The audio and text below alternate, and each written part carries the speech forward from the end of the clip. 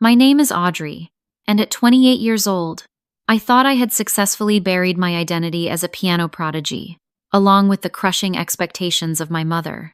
For years, I lived as the family disappointment while my sister Cassandra basked in perfection. Then came the announcement that changed everything. During Cassandra's wedding planning, my mother smiled that familiar cold smile and said, "Audrey will provide some background music during cocktail hour." Not a request, a statement. Little did she know that forcing me back to the piano would be her biggest mistake. Before I dive into this story, let me know where you're watching from in the comments. Hit that like and subscribe button if you've ever been underestimated by someone who should have been your biggest supporter. Trust me, you'll want to see how this unfolds. I first touched piano keys when I was 4 years old. My small fingers somehow knew exactly where to go, as if the instrument had been waiting for me. By 6, I was playing pieces most adults struggled with. My mother, Judith, had been a decent pianist herself in her youth, but marriage and children had cut her aspirations short. When she discovered my talent, her eyes lit up with a fervor that should have warned me. "This one has the gift," she told everyone, at church, at school functions, at family gatherings. "Audrey is going to be the concert pianist I always knew we needed in this family." My childhood consisted of 4 hours of practice daily, even on weekends and holidays. While other kids played outside, I sat on the bench, my mother hovering behind me with a timer and a wooden ruler she occasionally used to tap my wrists when my posture slipped. My sister Cassandra was 3 years older, and as average at music as she was, exceptional at everything else. Cassandra was the golden child, beautiful and sociable, with perfect grades and impeccable manners. She played volleyball, became class president, and dated the quarterback. She followed rules and fulfilled expectations.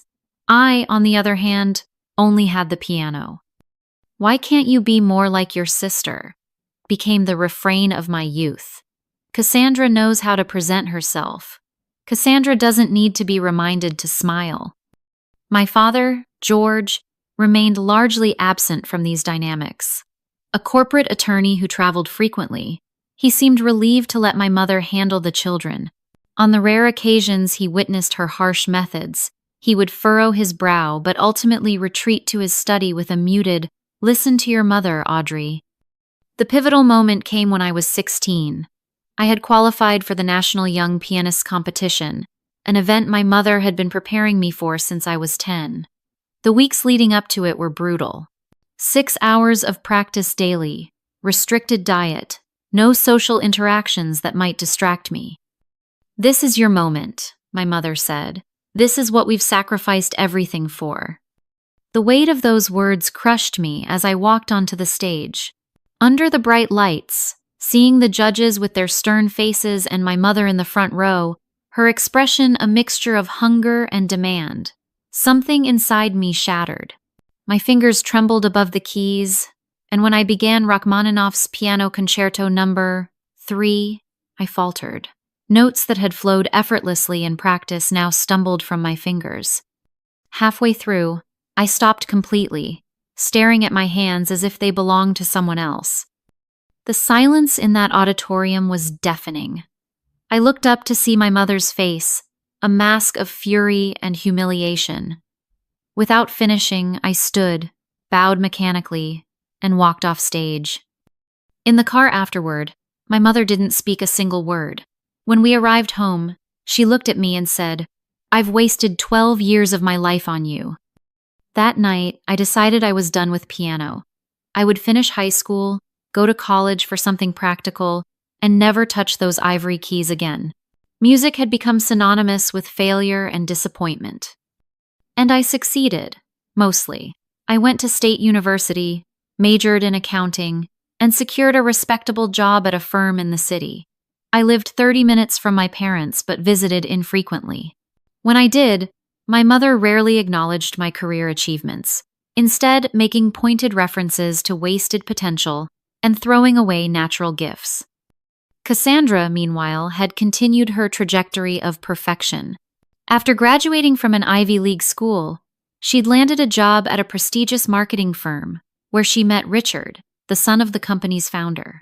Richard came from old money, had connections throughout high society, and had proposed with a diamond that required its own zip code. My mother nearly burst with pride. "Can you imagine?" She told everyone who would listen, "Cassandra will be a Hamilton. She'll live in that beautiful neighborhood on Westbrook Hill." The engagement sent my mother into a frenzy of planning. The wedding would be the social event of the season, with over 300 guests, including judges, politicians, and even a minor European royal my mother had somehow discovered was distantly connected to Richard's family. I watched from the periphery as wedding discussions dominated every family dinner. My achievements remained invisible while Cassandra's wedding took center stage. "Will you be bringing anyone to the wedding?"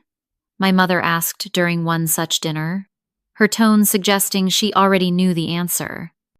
"No," I replied, stabbing at my salad. My last relationship had ended 6 months prior, another casualty of my inability to open up emotionally. "Well, at least we won't have to pay for an extra plate," she said with a tight smile. "Those seafood towers Richard's mother insisted on are costing a fortune." Throughout it all, Cassandra floated above the drama, delegating most decisions to our mother while she focused on her career. Sometimes I caught her watching me with an unreadable expression, but we had grown so distant over the years that meaningful conversations seemed impossible. What nobody in my family knew was that, in my apartment, hidden in my spare bedroom closet under a pile of winter coats, sat a digital piano with headphones. On particularly bad days, when the pressure of living up to imaginary expectations became too much, I would play in secret, the music a private rebellion, a reminder of who I might have been in another life, under different circumstances, with different parents. But I never played for anyone. The music was mine alone, a secret identity I kept hidden from the world, especially from my mother, who had made it clear that if I wasn't going to be exceptional, I shouldn't bother at all. 3 months before the wedding, my mother organized a formal family dinner to finalize key details. The dining room in my parents' house had been transformed with floral arrangements that matched Cassandra's wedding colors. Place cards written in professional calligraphy marked our seats, and my mother had prepared a 5-course meal that she claimed was just a simple family dinner.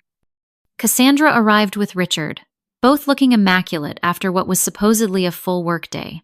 Richard's family wealth was evident in his casual confidence and the way he complimented my mother's cooking with the practiced ease of someone who frequently dined at Michelin-starred restaurants.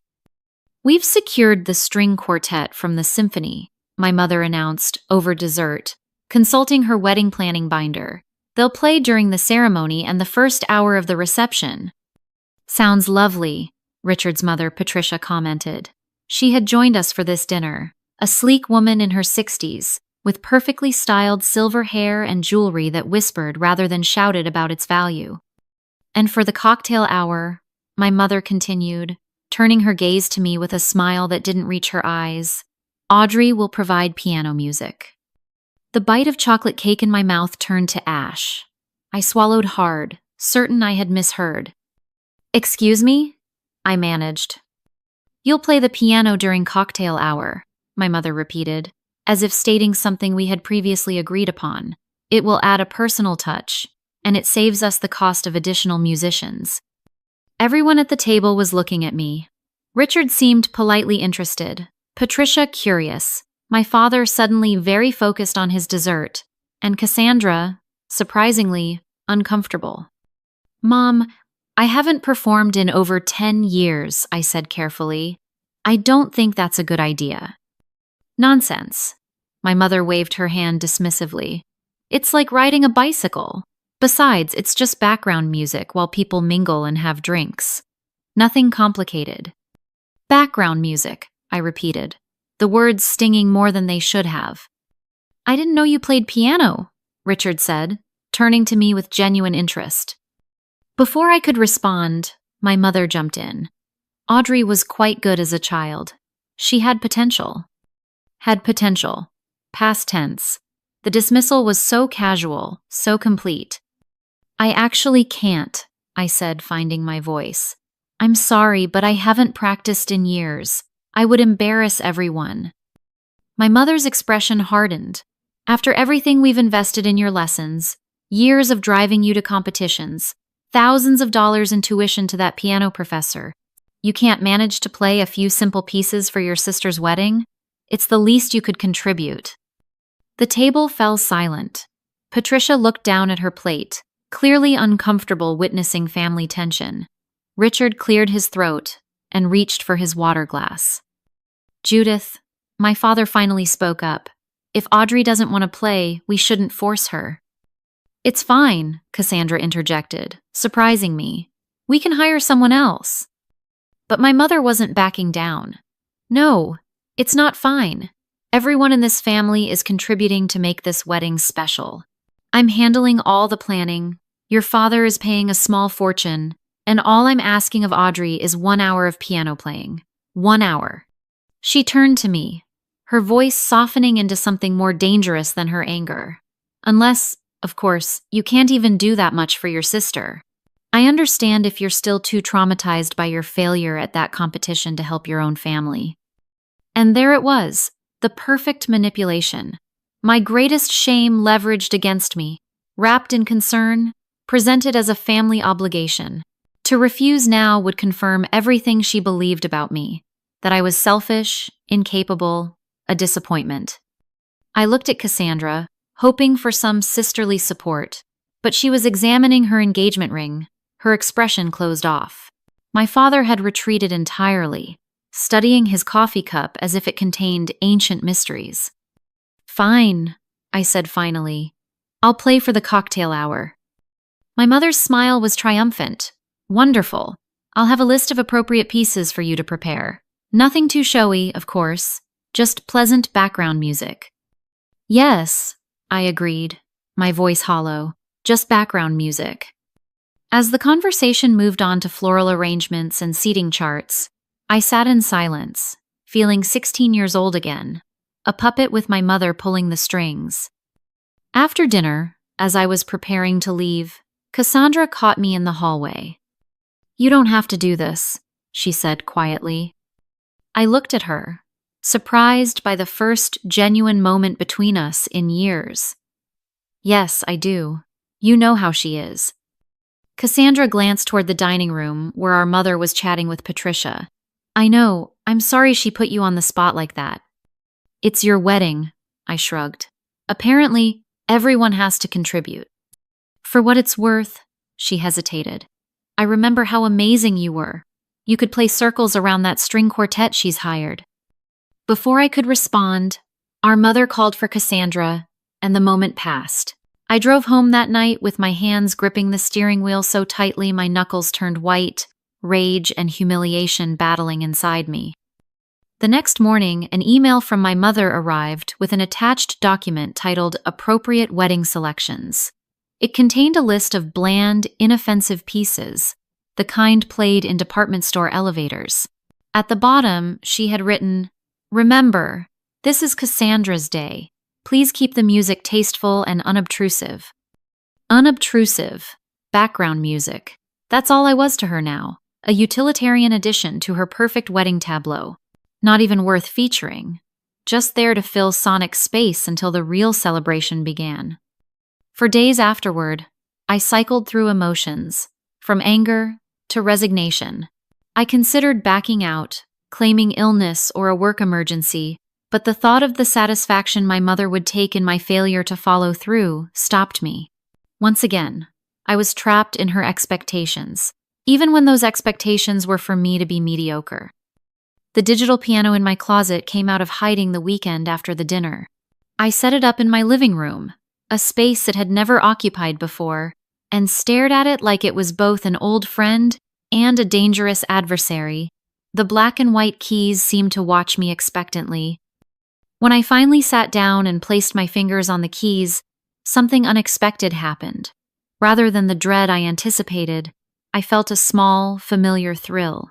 My fingers remembered what my conscious mind had tried to forget, and when I began to play a simple C major scale, it flowed with surprising ease. That first evening, I played for 3 hours straight, moving from scales to simple pieces I recalled from memory, gradually working up to more complex compositions. My technique was rusty, certainly, but the foundation remained solid, buried under years of neglect, but not destroyed. As I played Debussy's Clair de Lune, memories flooded back, not just of my mother's pressure, but of moments when music had been pure joy. I remembered the feeling of mastering a difficult passage, the rush of emotional connection to a piece that spoke directly to my soul. Those moments had existed alongside the trauma, though they had been overshadowed by it for so long. The next day, I pulled out my mother's suggested playlist and nearly laughed at its banality. Simplified versions of pop songs, watered-down classical pieces, uninspired wedding standards. This was what she thought of my abilities now, or perhaps what she wanted to reduce them to, something pleasant but forgettable, like the pastel mints served at reception tables. I pushed the list aside and began playing pieces I loved, challenging works by Chopin, Liszt, and Beethoven. My fingers stumbled at first over passages that had once been fluid, but each day they remembered more, responded better, connected more deeply with the music. During one practice session, a thought occurred to me that stopped my playing mid-phrase. What if I didn't follow my mother's script? What if I played something else entirely? Something that showcased what I could really do? The idea was both terrifying and exhilarating. I imagined the faces of the wedding guests, expecting background noise, and receiving a genuine performance instead. I imagined my mother's expression, her careful planning disrupted. I imagined Cassandra, who had once, in a rare moment of sisterly connection, admired my playing. But what would I perform? The standard classical repertoire felt insufficient for what I wanted to express. I needed something personal, something that carried the weight of my experience. That night, I did something I hadn't done since I was a teenager. I began to compose, starting with a simple melody that had been playing in my head for years. I built upon it, adding harmonies, counterpoint, emotional shifts that reflected my journey away from and back to music. The composition took shape over the following weeks. I would come home from my accounting job and sit at the piano until midnight, working through passages, refining transitions, building toward an emotional climax that felt both cathartic and revelatory.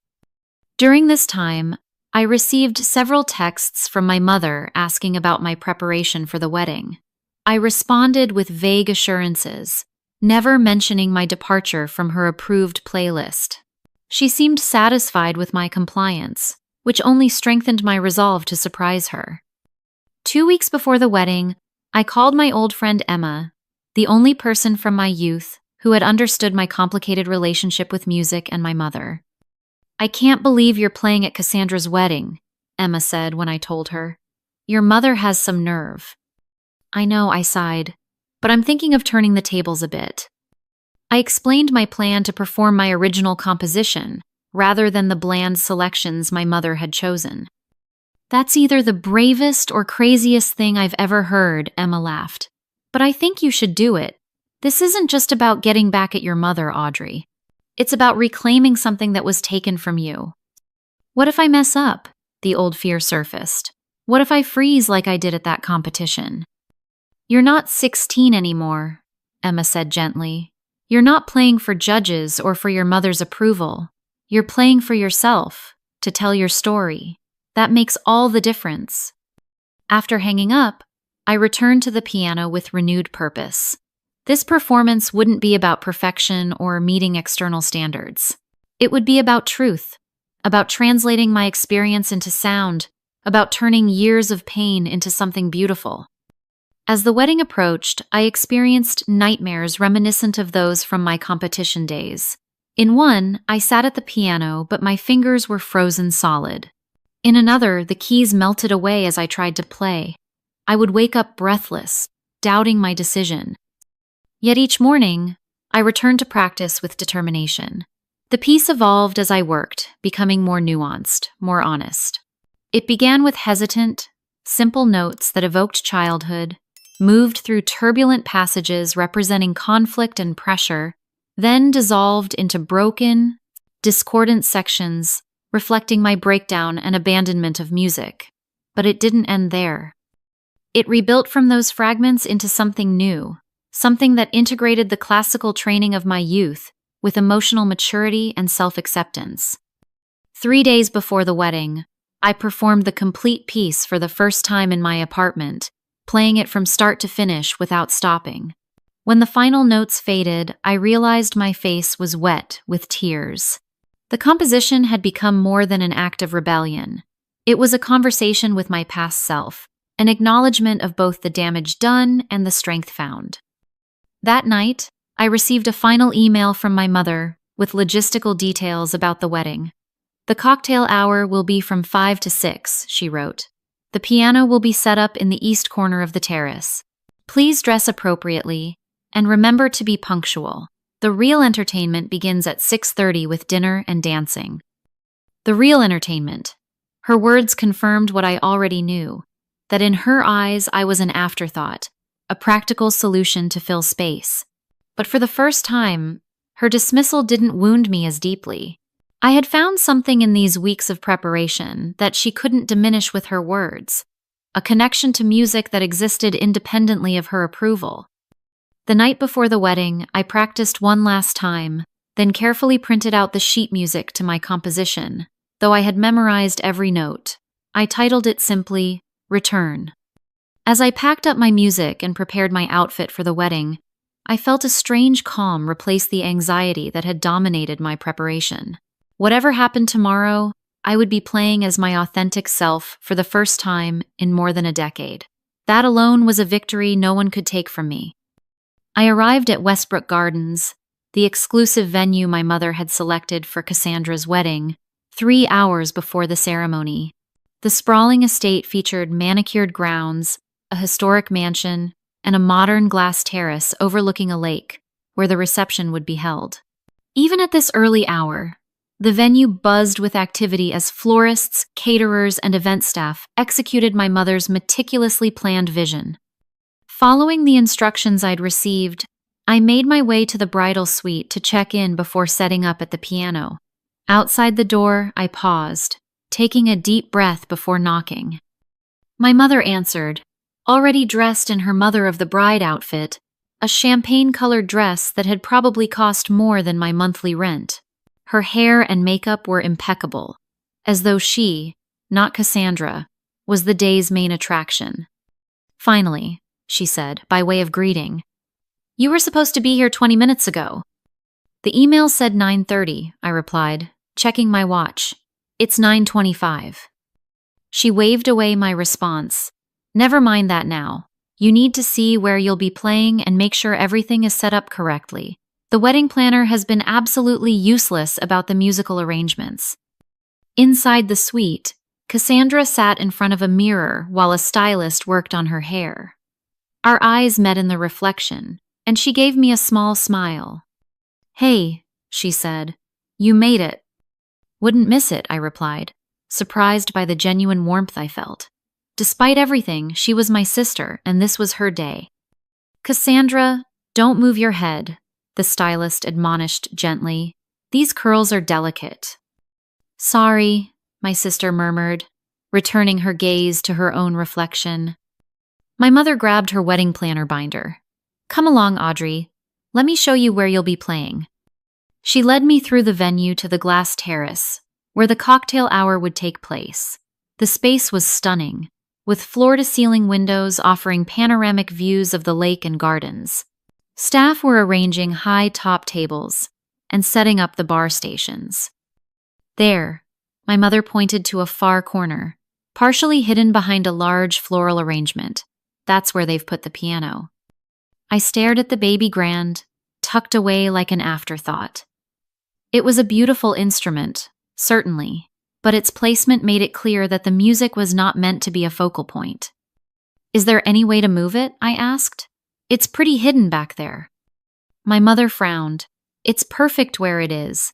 The music should enhance the atmosphere, not dominate it. You're providing ambiance, Audrey, not giving a concert." As she spoke, a staff member approached us. "Mrs. Davis, the florist has a question about the ceremony arch." "I'll be right there." my mother said before turning back to me. Get familiar with the piano. And remember, nothing flashy. As she walked away, I approached the instrument and lifted the lid. Despite its relegation to the corner, it was a Steinway, well-maintained and perfectly tuned. I ran my fingers lightly over the keys, testing their action. It responded beautifully, with a warm, rich tone that my digital piano at home couldn't match. I took out my sheet music and placed it on the stand, then sat down to play a few measures of my composition.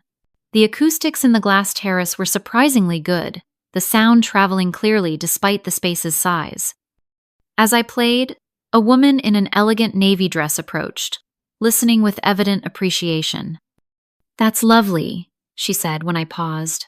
"Not the usual wedding fare." "Thank you," I replied, closing the piano lid. "Just warming up." "Are you the bride's friend?"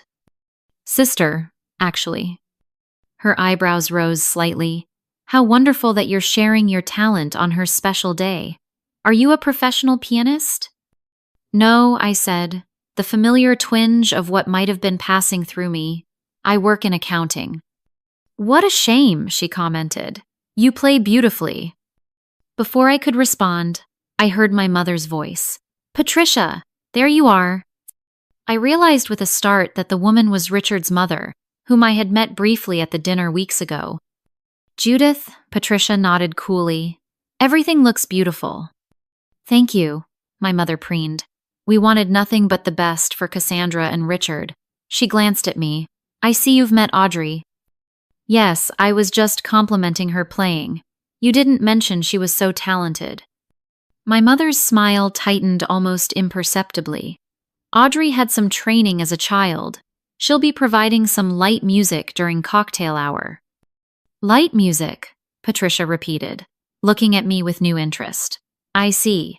Well, I look forward to hearing more later." As she walked away, my mother turned to me. "What were you playing just now?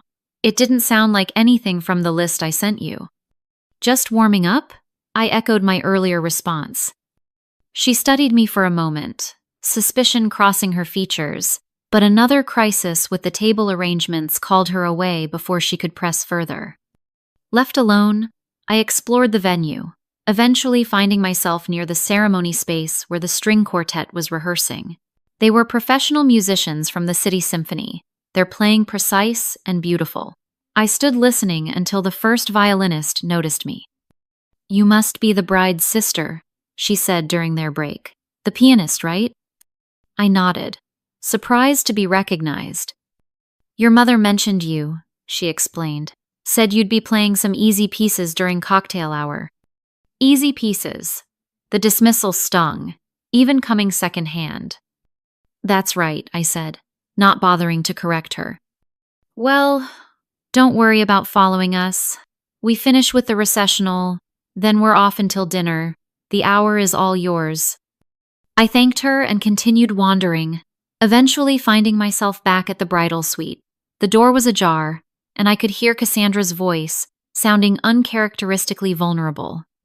"I just wish Dad had stood up to her more about the guest list," she was saying to someone. "Half these people are her friends, not ours." I hesitated, not wanting to eavesdrop, but curious about this rare crack in my sister's perfect facade. "Sweetheart, you know your mother," came my father's voice. "She sees this wedding as a reflection on her." "It's supposed to be about Richard and me," Cassandra sighed. "Sometimes I think she's been planning this day since I was born, and I'm just the mannequin she gets to dress up." The parallel to my own experience with piano was striking. Had Cassandra also been performing to a script our mother had written? The thought that we might share this burden had never occurred to me. I knocked gently on the doorframe. "Can I come in?" Cassandra looked up, momentarily flustered. "Audrey, yes, come in." My father stood awkwardly by the window, clearly uncomfortable with the emotional conversation I had interrupted. "I should check on the parking situation," he mumbled, squeezing my shoulder as he passed. Alone with my sister, I wasn't sure what to say. We had existed in separate orbits for so long, assigned different roles in our family drama. "You look beautiful," I offered truthfully. Her dress was elegant and understated, her makeup enhancing rather than masking her features. "Thanks," she smiled. "Are you all set up for later?" I nodded. "The piano's beautiful, even if it is hidden in the corner." Cassandra rolled her eyes. "Mom insisted on that. Said people shouldn't be distracted from networking during cocktail hour." She hesitated, then added, "I wanted to ask you to play during the ceremony too, but she had already booked the quartet." This revelation surprised me. "You did?" "Of course," she said, adjusting her veil. "You were always the musical one in the family." "And you were always the perfect one," I said, the words escaping before I could stop them. Instead of being offended, Cassandra laughed, a short, bitter sound. "Perfect? God, Audrey, I've been trying to live up to impossible standards my entire life. Do you know how exhausting that is?" The question hung between us, a sudden bridge across years of misunderstanding. I did know, perhaps better than anyone. "Yes," I said simply, "I do." Our eyes met, and for a moment, I saw my sister clearly, perhaps for the first time, not as the golden child or my mother's ally, but as another daughter trying to navigate the treacherous waters of our mother's expectations. The moment was broken by a knock at the door. "15 minutes until we need you in position, Miss Davis," called the wedding coordinator. "I should go," I said, suddenly reluctant to leave this newfound connection. "Audrey," Cassandra called as I reached the door. "Play something beautiful today, okay? Something real." I smiled, my resolve strengthening. "I will, I promise." As I made my way back to the terrace to prepare for my performance, I passed my mother directing staff to rearrange a flower display. "There you are," she said, spotting me. "The coordinator wants to run through the timing. And I've told the sound technician to keep your microphone at a lower level, so don't worry about being too loud." A lower level. Another way to ensure I remained in the background. Unobtrusive. Forgettable. "Thanks," I said, my voice steady despite the anger simmering beneath. Guests would begin arriving soon. In less than 2 hours, I would be sitting at that piano, facing a choice. The most significant musical decision I had made since walking off that competition stage 12 years ago. As I watched my mother continue her rounds, making minute adjustments to her perfect vision, I felt a calm certainty settle over me. I knew exactly what I would play. The ceremony went off without a hitch, each moment unfolding according to my mother's precise vision.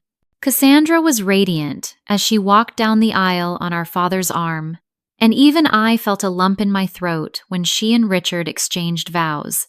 Throughout it all, the string quartet provided the expected musical backdrop, their performance flawless but conventional. As guests moved from the garden ceremony space to the glass terrace for cocktail hour, I made my way to the piano tucked in its corner. My mother intercepted me, straightening my already straight dress collar. "Remember, nothing too complicated," she instructed. "People will be talking, networking, just provide a pleasant atmosphere." "I understand," I replied, my external calm belying the storm of emotions beneath. She studied me for a moment, perhaps sensing something in my tone, then added, "After the first 30 minutes, the string quartet will join for background music during dinner. You'll be done then." With a final appraising look, she moved away to direct guests toward the bar. I watched her go, noting how she seemed to glow with satisfaction as several attendees complimented her on the beautiful ceremony. I took my seat at the piano, adjusted the bench, and placed my composition on the stand, though I knew it by heart.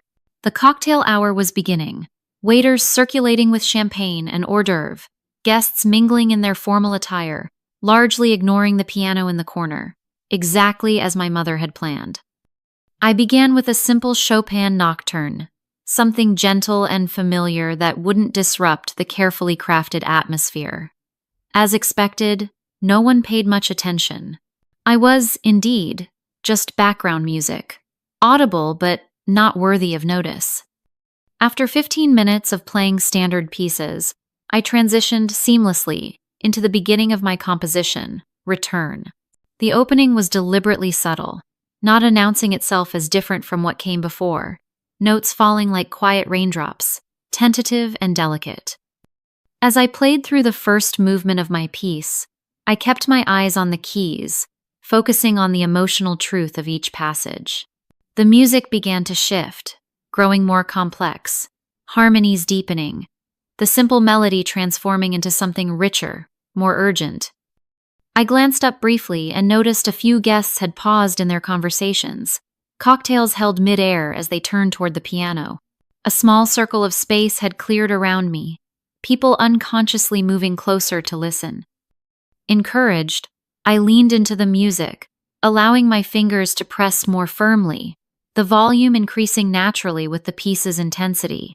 The second movement flowed into turbulent arpeggios and dramatic chord progressions that embodied the conflict and pressure of my teenage years. More heads turned. The ambient noise of conversation began to dim.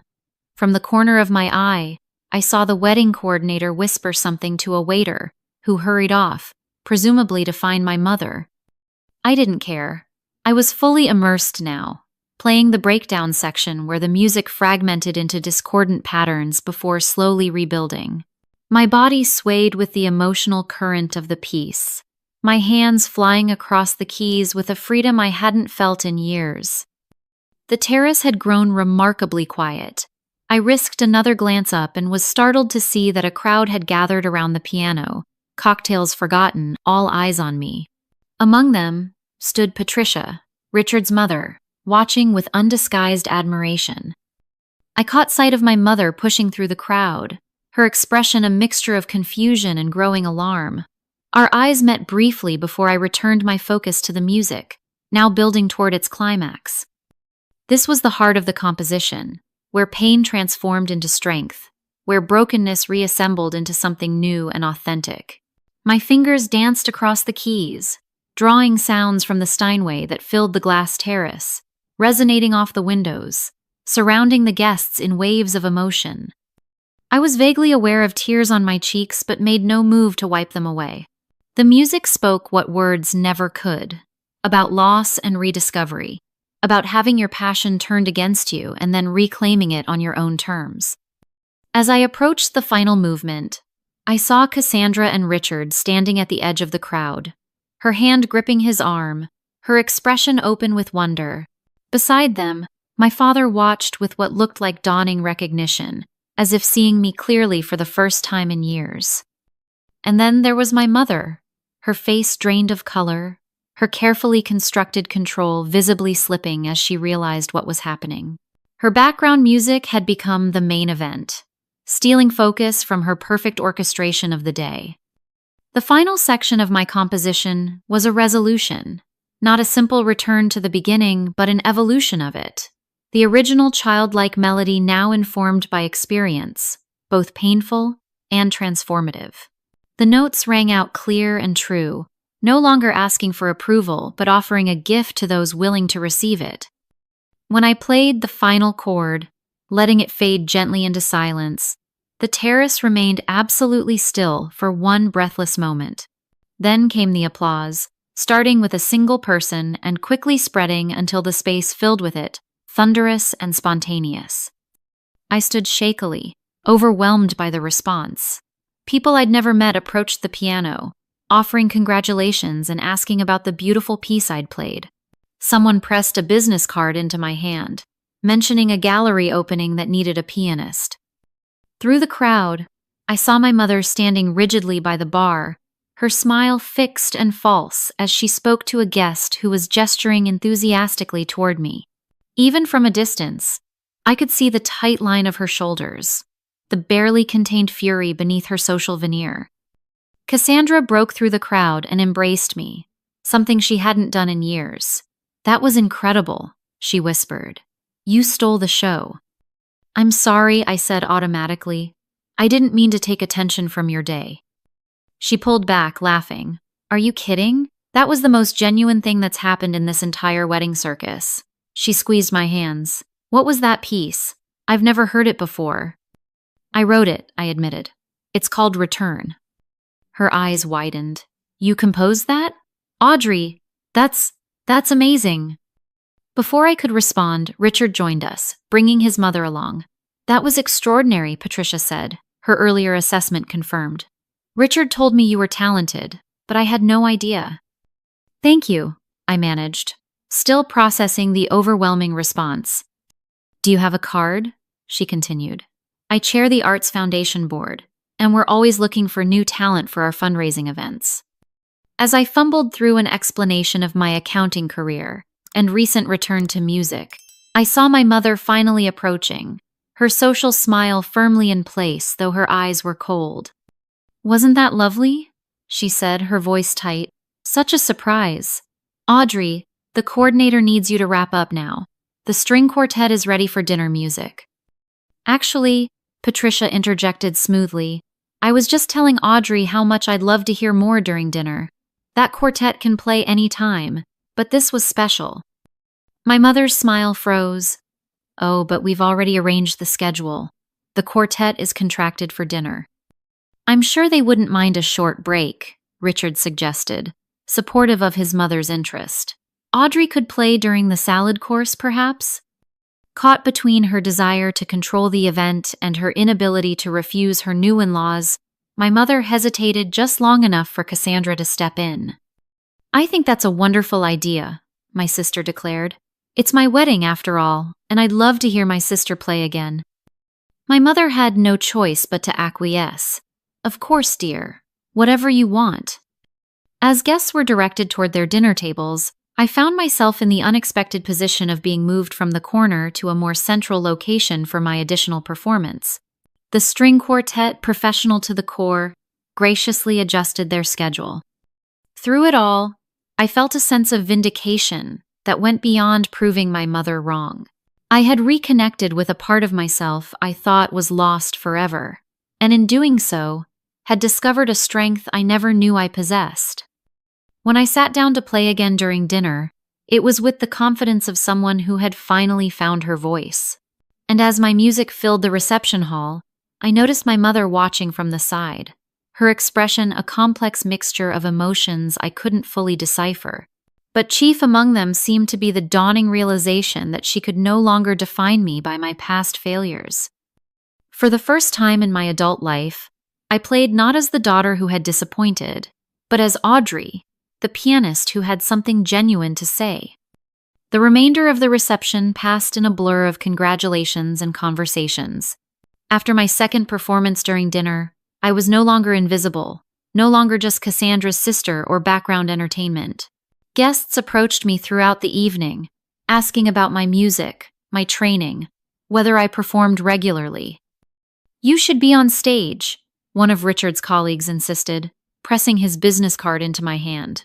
My brother runs a music venue downtown. He's always looking for fresh talent. I collected more business cards that evening than I had in my entire accounting career, tucking them into my clutch with a mixture of disbelief and cautious excitement. Each one represented a possible future I had long ago abandoned. As the night progressed, I noticed my mother maintaining her distance, circulating among guests with her practiced smile, deflecting compliments about my performance with vague acknowledgments before steering conversations back to the wedding details she had orchestrated. Near the end of the evening, as the dancing wound down and guests began to depart, I found myself alone by the dessert table when my mother finally approached. Her smile had vanished, replaced by the tight-lipped expression I knew all too well. "What exactly was that?" she asked without preamble, her voice low but sharp. "I played the piano," I replied evenly. "Isn't that what you wanted?" "You know perfectly well that's not what I meant. You deliberately upstaged your sister at her own wedding." "Did I?" I kept my tone calm. Cassandra seemed to enjoy it. "Of course she said that. She's too polite to tell you how inappropriate your little performance was." She smoothed an invisible wrinkle from her dress. "I gave you simple instructions. Pleasant background music, nothing showy or attention-seeking. Instead, you turned cocktail hour into your personal concert." The familiar pattern was unfolding, my mother rewriting reality to fit her narrative, positioning me as the selfish one, the problem, the disappointment. But something had changed within me during those moments at the piano. I could see the manipulation clearly now, and it no longer had power over me. "Mom," I said quietly, "you put me in that corner to humiliate me. You called me background music and told everyone I would play easy pieces. You wanted to remind me and everyone else of my failure." Her eyes widened slightly, unused to direct confrontation from me. "That's ridiculous. I was giving you an opportunity to contribute." "No," I shook my head. "You were putting me in my place, the same way you've been doing since I was 16. Is that what this was about? Some delayed teenage rebellion?" She glanced around to ensure no one was witnessing our exchange. "After everything I sacrificed for your musical education, this is how you repay me? By embarrassing me in front of everyone?" "I didn't play to embarrass you," I said, surprising myself with how steady my voice remained. "I played for me, because I needed to remember who I am." "And who is that? Exactly. The girl who choked under pressure? Who threw away years of training and investment?" The words were designed to wound, to return me to that 16-year-old girl frozen on stage, but they couldn't reach me anymore. "I'm a pianist who stopped playing to please others and started playing to express myself," I answered. "And I'm sorry if that doesn't fit into your perfect vision of this wedding or our family." She stared at me, momentarily speechless, unused to this version of her usually compliant younger daughter. "Is everything okay?" Cassandra's voice broke the tension as she joined us, still radiant in her wedding dress despite the long day. "Everything's fine," our mother recovered quickly. "I was just telling Audrey how lovely her playing was." Cassandra looked between us, clearly not believing the lie but unwilling to challenge it directly. "Well, I thought it was incredible. Everyone's been talking about it." "That's nice, dear," our mother patted her arm. "But it's your day. You should be the one everyone's talking about." "Mom," Cassandra sighed, "I've had plenty of attention. I'm happy for Audrey to have some too." A flash of something, perhaps genuine hurt, crossed our mother's face. "I only wanted your wedding to be perfect." "It was beautiful," Cassandra assured her. "You did an amazing job with everything. But the best part was Audrey's music. It felt real in a way the rest of this production hasn't." Before our mother could respond, Richard appeared, informing Cassandra it was time for their grand exit. She squeezed my hand before leaving, whispering, "We'll talk soon." Left alone again with my mother, I expected her to continue our confrontation, but instead, she seemed suddenly deflated. "Your father wants to leave soon," she said stiffly. "Will you be all right getting home?" "I'll be fine," I assured her, recognizing the conversation was over for now. As she walked away, my father approached, having observed our exchange from a distance. "That was quite something today," he said, his voice gentle in a way it rarely was when discussing anything related to my music. "Thanks, Dad." He hesitated, then added, "I should have stepped in more, over the years, with your mother, with the pressure she put on you." The acknowledgement, so long overdue, brought unexpected tears to my eyes. "Why didn't you?" He looked away, watching my mother direct the cleanup crew with diminished energy. I told myself she knew best when it came to raising daughters, that her methods were harsh but effective. He sighed. "And the truth is, it was easier to go along than to challenge her." "It was hard," I admitted, being the one who always disappointed her. "You never disappointed me," he said quietly. "I was always proud of you, Audrey. I just never said it enough." We stood in silence for a moment, the weight of years of unspoken words between us. "You're playing tonight," he finally continued. "It reminded me of why you loved music in the first place, before all the competitions and pressure. It was alive." "It felt alive," I agreed, "for the first time in a long time." "Don't stop again," he said, surprising me with the directness of his request. "Whatever happens with your mother, with your job, don't give it up again." As the evening drew to a close, I found myself sitting alone at the now empty piano, running my fingers lightly over the keys that had helped me reclaim a part of myself I thought was lost forever. The venue staff worked around me, breaking down tables and collecting centerpieces, but allowed me this final moment with the instrument. I played a few quiet notes, already missing the feeling of being fully connected to the music, to myself. Today had changed something fundamental, shifted the ground beneath my feet. I wasn't sure what would come next, what conversations awaited with my mother, what opportunities might arise from the business cards in my purse, but I knew with certainty that music would be part of it. As I finally stood to leave, one of the catering staff approached. "My sister was here earlier," she said shyly. "She took a video of you playing that made me cry when she showed me. She said you wrote it yourself." I nodded, touched by this unexpected connection. "Well," she continued, "I just wanted to say thank you. It was beautiful." Her simple appreciation, free from the complicated history and expectations that had defined my relationship with music, felt like the perfect conclusion to this transformative day. Driving home in the quiet of early morning, I felt both exhausted and exhilarated. The confrontation with my mother wasn't fully resolved, and years of complicated family dynamics couldn't be healed in a single evening, but something had shifted.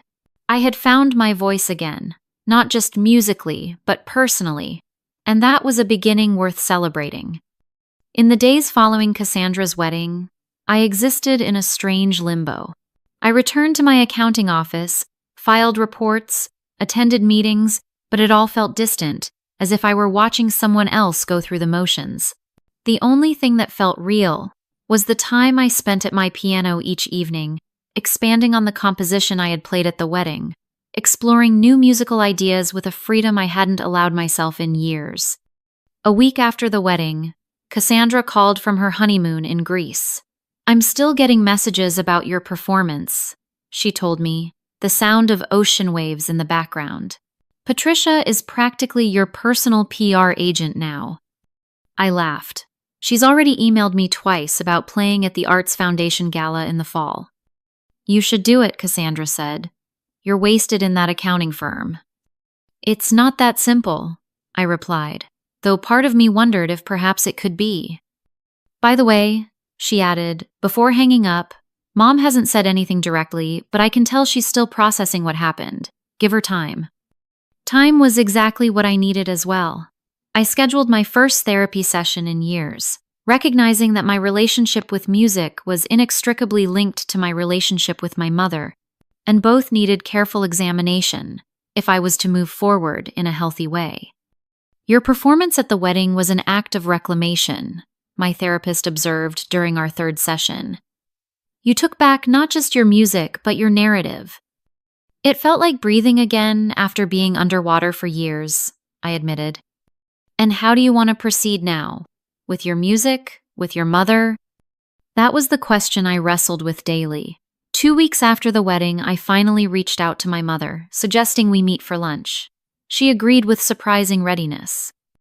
We selected a neutral location, a cafe midway between our homes. When I arrived, she was already seated, looking smaller somehow, less formidable than the woman who had dominated my childhood. "You look well," she said after we ordered, her voice lacking its usual critical edge. "Thanks," I replied, unsure how to navigate this unfamiliar territory. "How have you been?" "Busy with thank you cards. The wedding photos came back yesterday." She hesitated. "There's a lovely one of you at the piano. I've set it aside for you." The simple gesture caught me off guard. "I'd like that." We fell into silence, years of complicated history sitting between us like an uninvited guest. "Your father tells me you've been playing again," she finally said. I nodded. "Every day." "That piece you performed, you wrote it yourself?" "Yes," I admitted, watching her carefully. "I called it Return." Something flickered across her face, too quick to identify. It was impressive, not what I expected. Coming from my mother, this qualified as effusive praise. I felt a small weight lift from my shoulders. "Mom," I began, choosing my words carefully, "I need to ask you something. When you insisted I play at the wedding, was it really just about saving money on musicians? Or was it about reminding me of my failure? Her hand tightened around her water glass. I expected denial, deflection, or anger, the usual responses whenever I questioned her motives. Instead, she surprised me. "I don't know," she said quietly. "Maybe both. Maybe neither." She looked up at me, her expression more vulnerable than I could ever remember seeing it. "When you stopped playing, it felt like you were rejecting everything I had tried to give you." "It wasn't about rejecting you," I said gently. "It was about surviving. Your expectations were crushing me." She flinched slightly but didn't argue. "I wanted you to succeed where I couldn't. I thought pushing you would make you stronger." It nearly broke me. We sat with that truth between us, neither rushing to fill the uncomfortable space it created. "I never understood why you quit," she finally continued. "You had such extraordinary talent." "The joy was gone," I explained. "Music became about perfection, about your approval, about not disappointing you. It wasn't mine anymore." She considered this, turning her coffee cup slowly. "And now?" "Now it's mine again," I said simply. "I play because I want to, because it helps me express things I can't put into words." "Like at the wedding." I nodded. "Exactly like that." My mother took a deep breath. "I saw Richard's mother yesterday at her book club. She couldn't stop talking about you, about how you should be performing professionally." A hint of her old competitiveness surfaced. She asked if you had an agent. I couldn't help but smile. "I'm not looking for an agent, Mom. I'm just rediscovering something I love." "Well," she sniffed, "Patricia thinks you're wasting your talent at that accounting firm." Surprisingly, I found myself laughing. For once, we might all agree on something. The lunch ended without dramatic reconciliation or complete resolution, but it was a beginning. We had spoken more honestly than we had in years, acknowledging hurts without inflicting new ones. It was progress, the first tentative steps toward a different kind of relationship. Over the following months, I continued my therapy, gradually untangling the complex web of expectations, perfectionism, and self-doubt that had defined my relationship with music. I accepted Patricia's invitation to play at the Arts Foundation Gala, my first public performance since the wedding. My mother attended, sitting stiffly in the audience but applauding sincerely when I finished. I started teaching piano to adults in the evenings, finding unexpected fulfillment in helping others connect with music without the pressure of perfection. Some of my students were beginners, others returning to the instrument after years away, all of them approaching the piano with a mixture of trepidation and hope that felt deeply familiar. 6 months after the wedding, I took the leap I had been contemplating since that transformative day, resigning from my accounting position to pursue music full-time. It wasn't an easy decision, trading security for passion, but it felt right in a way few decisions in my life had. Cassandra supported me wholeheartedly, even offering financial assistance that I politely declined. Our relationship had transformed too, the old rivalry giving way to a genuine appreciation of each other's strengths and struggles. She told me during a rare sisters-only dinner, "Watching you play at my wedding made me realize something. I've spent my whole life doing what was expected, checking boxes, being perfect. But I've never had anything that was truly mine, something I loved the way you love music." "It's never too late to find it," I encouraged her. My father, true to his word at the wedding, became my unexpected champion, attending every performance, sitting in the front row with an expression of undisguised pride. "I always knew you'd find your way back to it," he told me, after a particularly successful concert. My mother's journey was more complicated. Old habits died hard, and she still occasionally slipped into critical comments or attempted to direct my musical choices. But there were moments of genuine connection, too, like when she unearthed my childhood music books from the attic or reluctantly shared stories of her own brief career as a pianist. "I was never as good as you," she admitted one evening after hearing me practice a particularly challenging piece. not even close. The admission, so simple, yet so profound, helped me understand her better than years of conflict had. Her perfectionism, her pushing, her living vicariously through my achievements, all stemmed from her own sense of inadequacy, her own unfulfilled dreams. Understanding didn't erase the damage done, but it made forgiveness possible, a forgiveness that was as much for me as for her. A year after Cassandra's wedding, I released my first album of original compositions, with Return as the title track. The critical response was positive, the commercial success modest but encouraging. What mattered most was the sense of completion, of having transformed a moment meant to humiliate me into something lasting and meaningful. At my album release concert, I dedicated the final piece to my family, all present in the front row. "This is for those who shaped me, for better and for worse," I said from the stage, "for teaching me that sometimes the longest journey is finding your way back to yourself." As my fingers touched the keys, I felt none of the anxiety that had once paralyzed me, only the pure connection between artist and instrument, between emotion and expression. The music flowed through me, honest and imperfect and alive. In that moment, I understood that healing isn't about erasing the past or forgetting the pain, but about integrating it into a larger story, one where trauma doesn't have the final word. My mother had forced me to play at my sister's wedding to remind me of my place, but instead, I had found my voice. The music that was meant to keep me in the background had brought me center stage, not just literally, but in my own life. The journey wasn't over. The relationship with my mother still complicated, the path forward not always clear. But the silence that had defined so much of my life had been broken, replaced by melodies of my own making, played not for approval or perfection, but for the simple, profound joy of being heard.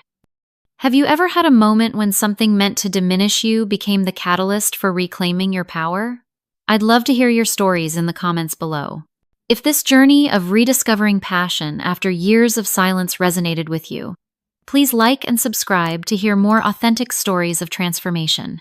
Thank you for listening to my story today. And remember that it's never too late to return to what makes your soul sing. Share this with someone who might need to be reminded of their own forgotten talents. Until next time, keep playing your own music, whatever form it takes.